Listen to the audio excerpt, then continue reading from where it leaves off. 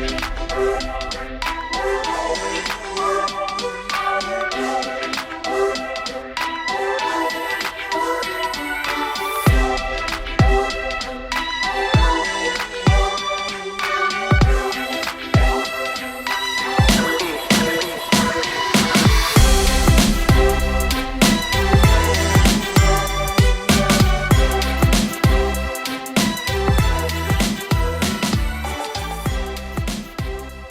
tụi con tên là Tomato Tan, sống ở Việt Nam. Nhóm con có 3 thành viên. Con, chị Ngọc Mỹ, chị Ngọc Tiền. Nhưng chị Ngọc Tiền không tham gia. Buổi tối hôm nay với các con với chị Ngọc Mỹ tham gia thôi. Tụi mình từng sống trong Khai Chí, sống trong khu nhi viện ở An Giang. Còn đây là hình các anh chị đang ở ký túc xá nữ và đang ngồi coi phim. Còn đây là hình các anh chị em sống trong khu nhi viện đang đọc sách tại thư. Tụi mình làm cái app này để mọi người có hoàn cảnh giống như tụi mình đều có sách để đọc. Tiếp theo là chị Mỹ nói về ứng dụng này. Chức năng chính là cho người khác mượn sách và đi mượn sách mà mình thích. Khi bấm vô like đánh giá sách hay hoặc dở. Khi bấm vô like thì nó sẽ tăng dần lên 4 rồi lên 5 rồi lên 6. Ứng dụng còn cho mình biết chủ sách, ngày mượn và ngày trả sách. Nếu tới ngày trả sách mà người mượn chưa trả sách thì ứng dụng sẽ nhắc nhở người trả sách khi tới ngày. Chức năng tìm kiếm sách được mượn nhiều nhất và sách được đánh giá tốt nhất, danh mục sách. Công nghệ sử dụng là app Inventor. Nó có thể giúp ta kéo hạ các khóa lệnh để tạo thành một khóa lệnh khác nhau. Tụi em rất vui bất ngờ khi vô được vòng chung kết. Cảm ơn các cô chú đã lắng nghe. What I love about your app is you are solving a very real problem for your community. I like the app visuals as well. I have a little kid who loves reading, and I will tell you that when I was talking to her about like this awesome app, she was like, oh wow, this would be amazing to be in every community. So I think it really solves a real problem for a lot of people, even around the globe, because there's so many good books, and it also does have like this community building of sharing. I love that you also thought about reviews, about knowing what others read. I think that also enhances the reading culture. So I think that was amazing. For the app itself, I did love the visuals. I felt it's really functional, and I felt that the interface was seamless. So thank you. Cảm ơn cô. Yeah, thank you. I think the judges are so impressed with what this team has done with the resources that they've had. Like Ella said, the sense of community that this app would bring is amazing. Cảm ơn cô.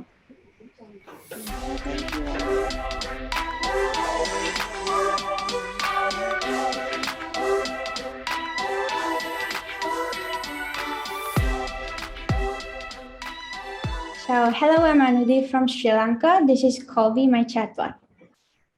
Sri Lanka is a beautiful island in the Indian Ocean with a population of 21 million people from diverse communities and a heritage of over 2,500 years. And March 2020 was a terrible time because of the 2-month pandemic lockdown. Isolation and loneliness made people feel empty, alone, and unwanted.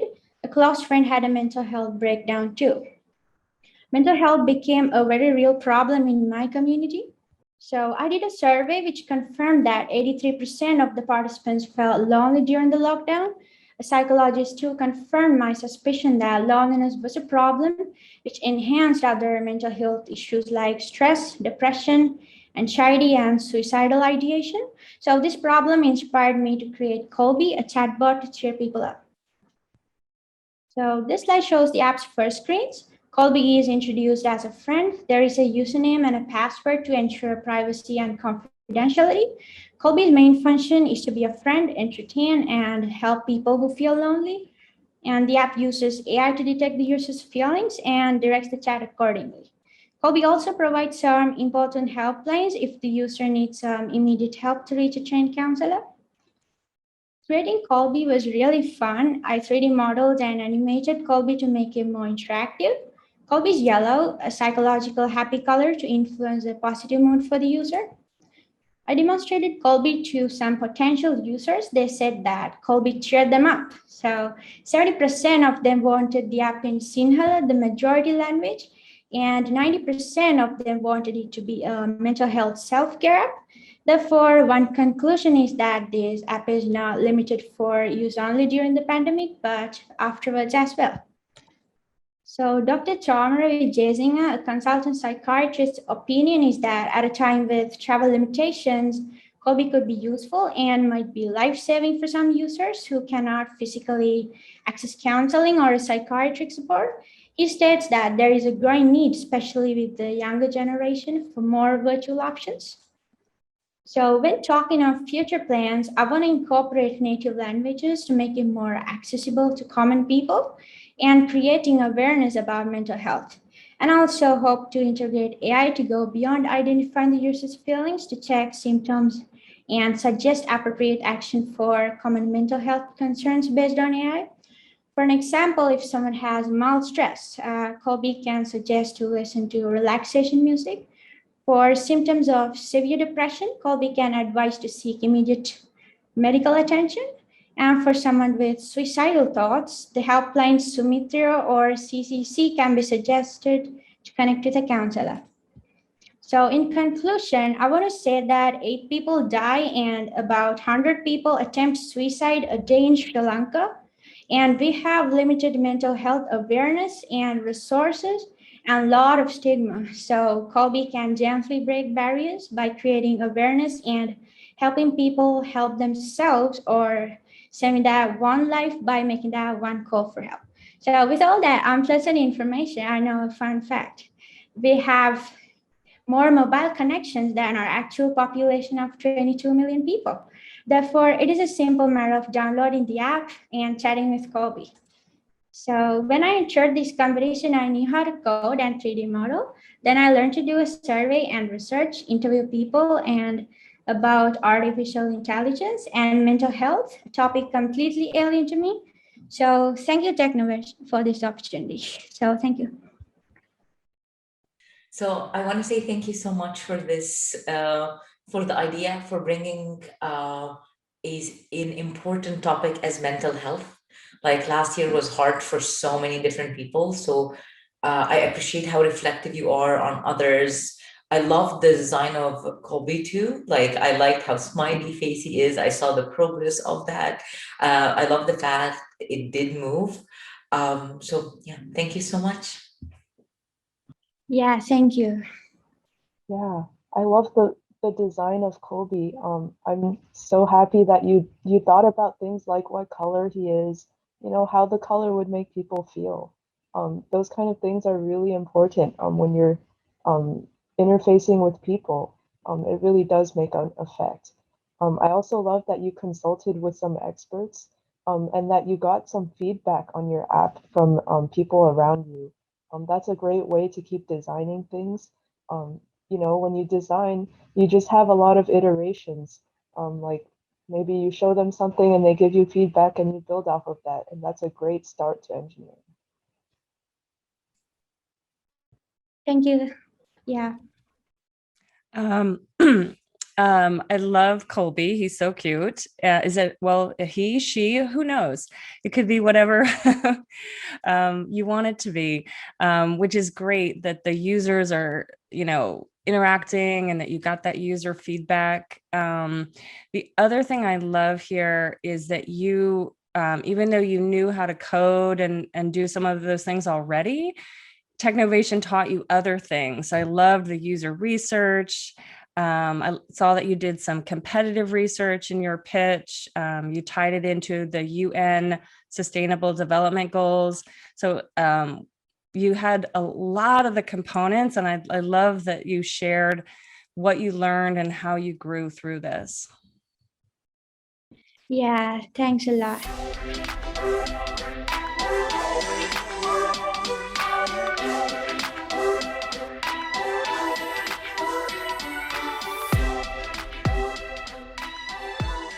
Hello, we are Lucia. Silvia, Elisa, and we are Free Horizons from Málaga, Spain. Spain is especially affected by global warming caused by the climate change. Climate change intensifies water stress. The most pessimistic forecasts tell us that by 2050, millions of people will live in water stress areas, like India and Iraq. So this is a global problem, and we are worried about this. Several areas in the world are suffering severe drought as a consequence of warming temperatures and failed rainy seasons. These are two examples that show we are facing serious water shortages.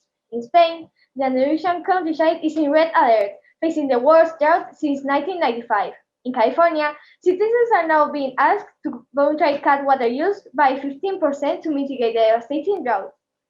At the present day, 1 in 9 people in the world lack access to safe water. But in 2050, this situation will be much worse. 1 in 4 people will live in a country with water shortage. Despite the situation is very serious, common people that live in big cities are unaware of this problem. So we need to make something. We need an emergency plan. But what can we do? We need to reduce our water consumption, which is our water footprint. There are calculators that estimate how much water you or your family is expected to consume in 1 year. The problem with these calculators is that you use them once and then forget it. To engage people into saving water, we were inspired by the activity trackers, so that people can use it to track their water footprint week by week. There are lots of opportunities to reduce water usage at home. We consider running water, food, and plastic. You can track how much water you consume in the washing machine, dishwasher, and also in the kitchen and in the bathroom. Your washing machine and dishwasher have different programs that use a different amount of water, so consult their manual and set the parameters of each program. After you do this, it will appear 1 button per program. By this way, we encourage to use eco programs. In addition, our app is able to track the water footprint of our plastic bottles because of the huge amount of water required to produce it. But what influences the water footprint the most is the kind of food you buy. For example, 1 kilogram of potatoes uses 100 liters to be produced, but 1 kilogram of beef needs 15,000 liters. Our AppMed helps you calculate the water footprint of your grocery shopping cart weekly. In this graph, you can see that your shopping cart is by categories. Meat, vegetables, grain, etc. In the home screen, you can analyze the pattern of your water footprint. You can see that what influences more the water footprint is the food you buy, in the bar graph in green. Here you can see an example of a family of 3 members. The AppMed has a screen to set goals to help you save water. Each week, you can set more ambitious goals, and the app will reward your achievement by email or warn you if you're using too much water. If you have any problem when you use the app, you can access our website, where you can learn how the app works. You will also find a few tips about saving water. This is a project that needs the help of sponsors, so we offer the possibility to donate. All of us have participated in this program and have learned a lot of interesting things throughout the process. For example, working as a team. Save water, save the world. Thank you for this pitch, and I identify with this problem. It's a very real problem.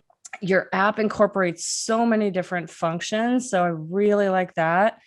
And one of the other things about this pitch, that I can really see the teamwork, that the 3 of you worked together, and I think that's one of the great parts of Technovation, that you can learn and exercise your collaboration skills. So great job all around. Thank you. I really like how detailed your app is. I was just looking through it. You included things about washing machines, things about plastic use, and of course food, and all these different types of food that you guys added. It's so detailed and serves as a great, that makes it so much easier for the user to use. the detail is amazing. I can't echo that enough. I actually, as I was watching this video, and your pitch and your demo, I was very impressed with the amount of research as well as stats that you referenced. I think you did a really good job making the problem and its urgency. This was great. Thank you.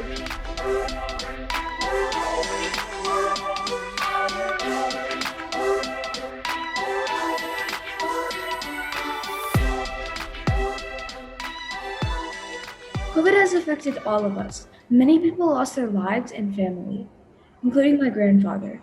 Many people lost their jobs as many businesses have closed down. Although vaccines are extremely effective, they are not accessible to the vast majority of the world and will remain so for quite some time. There is still hope, however. COVID transmissions occur mainly in crowded, poorly ventilated indoor spaces. By improving ventilation, we can dramatically reduce COVID infections, thereby stopping the pandemic. However, how do we know whether a certain area has good ventilation? Can we use CO2 levels as a proxy? We confirm carbon dioxide levels can be used as a suitable proxy in 3 ways. The first was research. A study done in Taiwan shows that carbon dioxide is an excellent proxy for ventilation. After improving ventilation, the carbon dioxide levels dropped tremendously, and this was the reason the outbreak had stopped. Better ventilation was responsible for 97% of the decrease in transmission. Our next step was contacting 3 experts. Our interviews confirmed that carbon dioxide is an excellent proxy for ventilation once again, and there are several ways to improve ventilation in an environment, including opening windows and using HEPA filters and purifiers. And lastly, we did an experiment of our own. We measured the CO2 levels on a car ride while varying ventilation by opening and closing windows. Our experiment confirmed that the measured CO2 levels can track ventilation. Good news. Our app is now in the App Store. Our target audience is businesses, schools, and offices. The app connects to CO2 sensors using Bluetooth and displays the current carbon dioxide levels. The color of the text changes based on CO2 levels, making it easy for people to quickly understand the current ventilation quality. The self-upload section allows the user to take a picture of the sensor, and our AI will detect the text. The graph section allows the user to zoom into a particular time period and see the trends in CO2 levels. Many people do not know much about the importance of ventilation in mitigating the spread of COVID-19, so we built our website. Check out our website at co2sensei.com. As you can see, we included lots of information as well as a few ways business owners can improve their ventilation in an environment. CO2 Sensei belongs to the category of health and well-being, which is number 3 of the United Nations Sustainable Development Goals. As you can see from the chart, our app provides a variety of features which other apps lack. We learned a lot during this journey. First, we learned about the science of COVID transmissions, CO2 levels, and the importance of indoor ventilation. The team also learned how to publish an app into the App Store, where we ran into some challenges initially. We also shared our app with local business owners and incorporated their feedback. What an incredible journey it has been. We started by doing research into COVID, ventilation, and CO2, and talked with some experts. We then built our app and website. Check out our app CO2 Sensei on the App Store and feel free to provide some feedback. Thank you for this opportunity, Technovation. This has truly been an amazing experience. Thank you. Thank you. Thank you so much for this amazing pitch, as well as like the awesome work that you guys have done to figure this out. I was very impressed with the work that you have done to connect the Arduino as well as like the idea of scanning, like the picture taking to get the AI to read. I think you guys have used a lot of the different technologies and integrated them quite well. So kudos to you for doing that. Your solution was like starting from this Arduino sensor all the way through making an app, thinking about all this market research, and then you made a website. What a great solution to this problem. It's like end to end. And I like that you guys motivated all of this through a scientific paper that you were looking at. Thank you for this wonderful pitch. And I agree with everything that the other judges have said. So I won't repeat what they've said. What I will add on here is I love that you shared what you learned, because that's really important. Everyone starts at a different place. And, the true measure of success is, have you learned through this? So I love that you shared what you learned. I also love that, your technical was very, very strong. Like, I loved all the different components, but you added on, your market research, your expert research. And so all of those things, I think really made a great package here. So congratulations. Great job.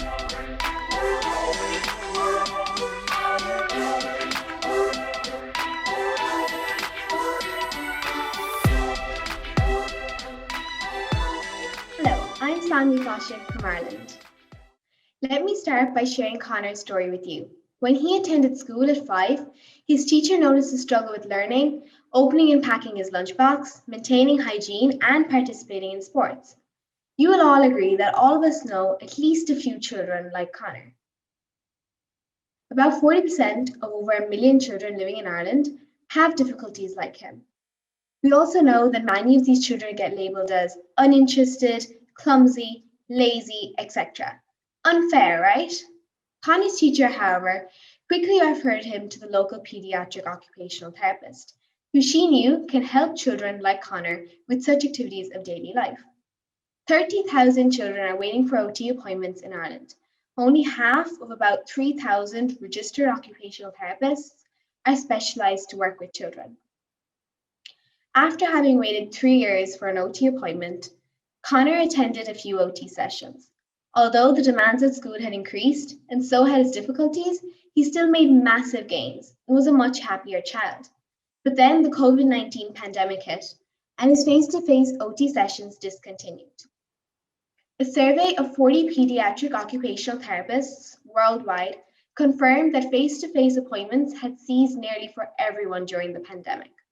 According to the UN, such disruptions to essential healthcare services could reverse decades of improvements. Concerning, right? Do we know any solutions? Well, therapists currently have access to platforms such as WebPT, TheraPlatform, and DrPad to maintain patient records, manage their practice, and deliver interventions using video calls. But now, more than ever, there is a need for a one-stop solution for not only the pediatric OTs to schedule appointments, offer remote sessions safely, and develop customized programs, but also for the families of children in need to access timely and affordable pediatric occupational therapy services and resources, irrespective of where they live. Today, I present to you my app, Stellar, that has undergone rigorous reviewing and testing by 4 experienced pediatric OTs. 2 teachers who are also parents and my 9-year-old brother have also provided their perspective. This has resulted in a much simplified user interface with multiple labels, notifiers, and a sidebar navigation menu, and the introduction of additional features such as finding OTs. I know you are wondering about Connor. Well, you'll be as happy as me to know that Connor loves attending his OT sessions through Stellar, and even his teacher joins in when required. I'm now excited about the next steps. I'm currently attending a web design course and will launch a website and set up my social media handles. I will launch Stellar on Play Store and App Store with HIPAA and GDPR compliant cloud storage. Initially, the app will be free to download. I'll add usage-based subscriptions, display in-app advertisements for therapy products, and seek sponsorships. Media releases regarding Stellar have already generated a lot of interest locally. The OT Association in Ireland have flashed the news, and educational institutes, including those running OT-related undergraduate, postgraduate, and CPD courses, have contacted me to demonstrate the working of my app. The managers of local OT service and some OTs have expressed a desire to use the app. I hope to reach OTs internationally through conferences, personal contacts, and social media so that they can help children who are only a third of our population, but all of our future. I love your app, that you thought about all the competition, what kind of features that this specific solution would need. I love your app that you have so many integrations in it. What a great app to start using for these OTs. Honestly, I think you have done an awesome job reflecting on all the journey, all the details. I think you stepped back and looked at the true human journey, how they need to operate, and you made the app to capture this journey versus try to fit technology somewhere, which I think was a very thoughtful way to approach the user experience. I loved in your pitch video, you said you had made adjustments to your app based on user feedback. And so that's really great. You know, that's a great part of building an app is doing that user testing, getting feedback, and then making modifications.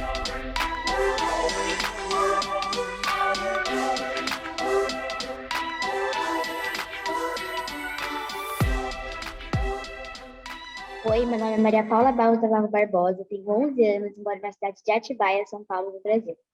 Minhas mentoras são Elisandra Silva e Thalita Cipriano. O meu time é o Golmarim e desenvolveu o aplicativo OrdinWords. Desenvolvi o aplicativo OrdinWords no ano passado, quando participei com o time Building Chart do Tech Innovation 2020. A ideia do aplicativo surgiu pela vontade de auxiliar pessoas da própria família. Entretanto, não desisti dessa ideia, reestruturei o aplicativo incluindo sugestões dos avaliadores e também novas melhorias. O aplicativo tem como objetivo ajudar pessoas cegas ou com baixa visão a conhecerem lugares por meio de audiodescrições feitas por voluntários videntes. De acordo com a Fundação Dorina Noil, a audiodescrição é um recurso fundamental para pessoas cegas ou com baixa visão, pois traduz imagens em palavras, permitindo essas pessoas compreenderem conteúdos audiovisuais ou imagens estáticas, como filmes, fotografias, peças de teatro, entre outros. De acordo com a OMS, cerca de 36 milhões de pessoas são cegas e 217 milhões possuem baixa visão no mundo. Desenvolver aplicativos acessíveis é essencial para a sociedade. Comparamos o aplicativo OrdinWords com outros disponíveis no mercado, tais como Be My Eyes e Microsoft Sim AI. Descobrimos que as maiores diferenças do aplicativo OrdinWords é que ele possui recurso de audiodescrição, comando de voz e está disponível para Android. O aplicativo foi desenvolvido usando o App Inventor e o banco de dados Firebase. As telas do aplicativo se adaptam à escolha do idioma, no momento inglês e português, e as telas se ajustam ao tipo de usuário. Desenvolvemos um novo logo, incluindo comandos de voz para pessoas cegas e um mapa que permite ao voluntário vidente checar as audiodescrições próximas ao local desejado. Procurar uma audiodescrição ou ver na galeria. Também tem a opção de ativar ou desativar o comando de voz, como aparece na segunda tela. Na terceira tela, após procurar uma audiodescrição, ele pode usar sua localização ou informar outro endereço. Na quarta tela, aparecem as audiodescrições de lugares na lista. Na quinta tela, após escolher uma audiodescrição da lista, ele pode ouvi-la, avaliá-la ou salvá-la na galeria. Nas telas para voluntários videntes. Na primeira tela, ele pode ver exemplos de audiodescrições, gravar uma audiodescrição ou ver as audiodescrições gravadas. Na segunda tela, aparecem os exemplos de audiodescrição. Na terceira tela, ele informa o endereço do local que quer gravar a audiodescrição e no mapa aparecem as audiodescrições próximas ao local informado. Para a monetização do aplicativo, pretendemos criar parcerias entre instituições públicas e privadas e voluntários videntes, para que possam gravar audiodescrições de lugares, tais como pontos turísticos. Como trabalhos futuros, pretendemos adicionar outros idiomas por meio de ferramentas de tradução, incluir funcionalidades para priorizar as melhores audiodescrições avaliadas, permitir que pessoas cegas ou com baixa visão possam solicitar audiodescrições de lugares desejados que ainda não estejam registrados no banco de dados. O desenvolvimento do aplicativo me permitiu compreender as dificuldades de pessoas cegas ou com baixa visão no uso da tecnologia. Isso foi muito importante para mim. Espero poder ajudar a essas pessoas com o aplicativo OrdinWords. So thank you, Maria, so much for this awesome idea. I actually personally have somebody in my life with low vision, like my father-in-law. Great job on the idea. I think you were very thoughtful about what features you added. So yeah, overall, kudos to you. Great work. I also was really impressed by your market research that you showed that there were 2 existing apps. The other ones didn't have like audio and voice command. And I feel like that's such a useful, feature for people who are blind or who have low vision. What a thoughtful solution. So I love that you have thought about all the details of ways to make this good, both for the visually impaired person as well as for the volunteers.